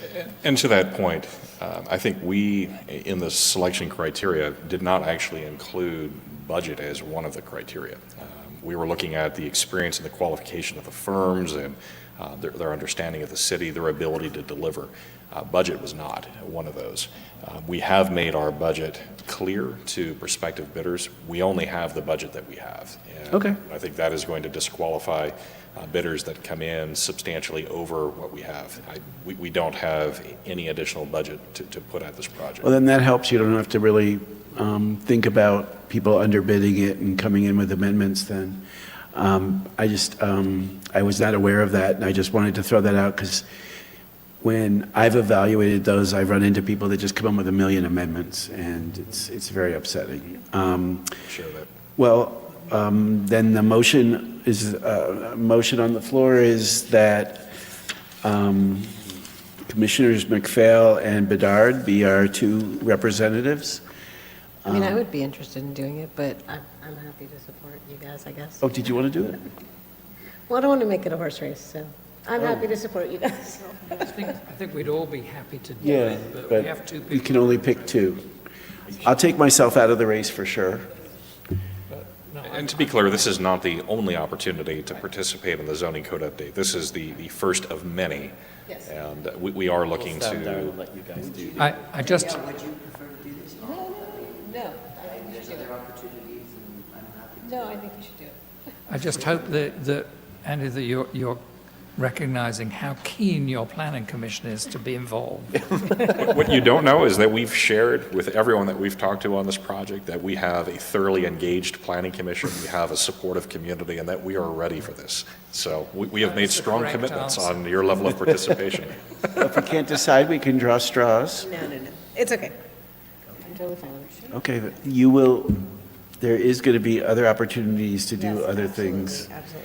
And I can see some of those things that you would be excellent at. So the motion would be for Commissioner McPhail and Bedard to represent our commission on the selection committee for the zoning update. Do we have a second? I will second. And all in favor, do we need a roll call or? Yes, if we could. Can I get a, who made that motion? I made the motion Okay. and Commissioner Danielle made the second. All right, thank you for your patience as I navigate this one tonight. So let's see, roll call vote. Commissioner McPhail. Aye. Commissioner Mead. Aye. Chair Malakoff. Aye. Vice Chair Lee. Aye. And Commissioner Bedard. Thank you very much. Let the record show that a motion was made by Chair Malakoff and seconded by Commissioner Mead, and the motion passes 5-0. Thank you. Okay, discussion on future agenda items. Do we have a meeting on October 16th? Yes, we have a meeting on October Okay. 16th. And commissioners' reports. One thing that, well, I had two things. One is, Sandra, are we going to get those cultivation map and dispensary maps at the next meeting, maybe? We will be actually presenting a discussion, because the request from Commissioner McPhail and the commission was to have be provided some more information as far as the locational requirements for cannabis uses. And so we were going to actually make a short presentation that would include those maps. Maps or tables, and any type of representation of what those standards are. Do you have an estimated date, in a month or 6 weeks? We are targeting, if we can, the October 16th meeting. If not, it would be the first one in November. And I was talking with a few of the other, I was wondering whether we could get like a staff report on, where some of our projects are in the process, keep on thinking of a future project, but that doesn't matter. Like the apartments we did on Date Palm that were the Cubist apartments. I can't remember what the name of the project was, but just to know where things are, whether they're in plan check, they're under construction, they've been withdrawn, that kind of thing. Yes, we can do that, and I think we are looking for ways to communicate more openly, not just with the commission, but with the public. So we are looking Great. at how we can share information like that on our website, and would like to include the commission in those discussions. So we can create an interim document for the commission and see what your thoughts are on what information we should be sharing publicly as well. Thank you very much. City attorney reports. Oh, sure. I'm sorry. The rest of the commissioners can't speak. I'm sorry, I'm new at it. It's late. Are there any other commissioner reports or comments? Well, I just wanted to ask about future agenda items. Does the city have a map of underdeveloped and vacant properties, and is there some sort of partnership between the planning department and the person who, I think we just hired a new person, the city just hired a new person who's in charge of reaching out to businesses and trying to bring in businesses? Let me offer a suggestion, and maybe this I'm is just something wanting to we know can how that works agendize better. for a future meeting. Yeah. Let's agendize an economic development update for the Planning Commission. That And would we be can talk to you a little bit more about what we are doing, especially based on the discussion this evening on that vacant abandoned property, what we are doing to generate interest in the market. You know, we don't control the market, we're not the market, but we are doing a lot to promote business attraction and to bring new business into the city. So I think we can provide an economic development update, allow you to meet Eric Becerril and Victor Gomez, and they can talk to you about the great plans they have and some of the things that are already in motion in economic development. That would be fantastic. Thank Eric you. definitely works under you. Yes, we brought economic development into development services, and we're working to create synergy between planning and economic development. I had one comment, of course. And it's not really a question. It's just that I ended up reading the whole design guidelines again this week. Thank you, Sandra. And I was struck by one sentence from that. I know we have staff members younger than the guidelines, but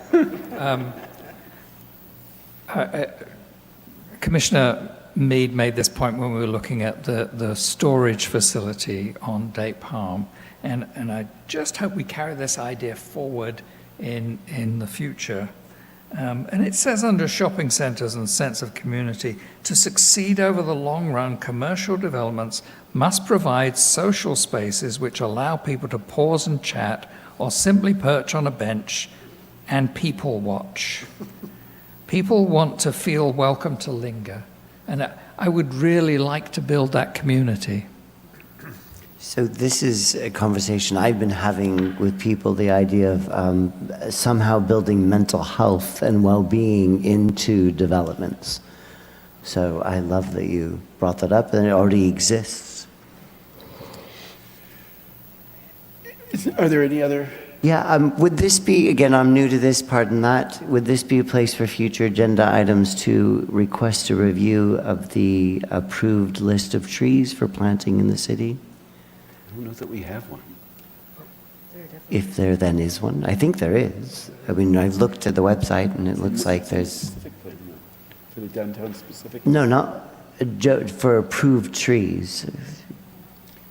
Approved types of landscaping. Right, I think, I could be wrong. There's one in many of the specific plans, but I don't think for the overall city there's an approved palette. Oh, no, I don't necessarily mean a palette. Yes. Mm-hmm. Like EWA, like this, EWA would use that kind of palette. Because in CDWD, they have a plant palette. CDWD is a very comprehensive guide of what they call lush and efficient plants. And EWA kind of adheres to that same guide. So you can find that online on the CDWD. And that's not part of our, it's something as an addendum from an outside source. It's not part of the city's material. Correct. Correct. It's correct because they have to receive water from those agencies. Mm-hmm. They're not going to let them put it. And is this for residential and commercial? Yes.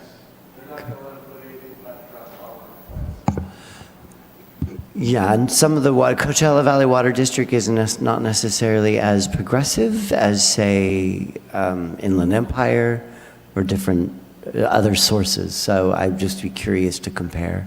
Actually, yeah, and feel free to do that. The CDWD, when they mean someone at CDWD, when that book came out, it was pretty much allowed as a groundbreaker in desert lush and efficient plants. Great. They've updated it recently. Okay. I mean, we would encourage all the planning commissions to take a look at that book. Great. All the landscape architects, traditional, even if they're from over the hill, become very adherent to that guide. Mhm. Lush and efficient plants. All right, thank you. Did, there was a new exemption approved. Did I send that to you, Sandra? I haven't seen anything from you on that, Chairman. I'll go back to my office and look for it. There was The governor approved a new exemption to the CEQA guidelines, so I'll send that out. So we can also look to schedule a legislative update. Typically, we receive legislative updates from our legal counsel, and that is something that we can schedule for discussion. There were a number of bills that affect our work, and we can bring that forward as a future agenda item too. City Attorney's report. Thank you, Chair. Nothing to report. Great to see everyone. With that, I congratulate our new commissioner, and a great job by all of our commissioners on a very complex project tonight. So we all did really great work. Thank you, Mr. Rocha, for hanging in there, and thank you for all your support with it and for helping us get to where we needed to be. And we adjourn at 8:12.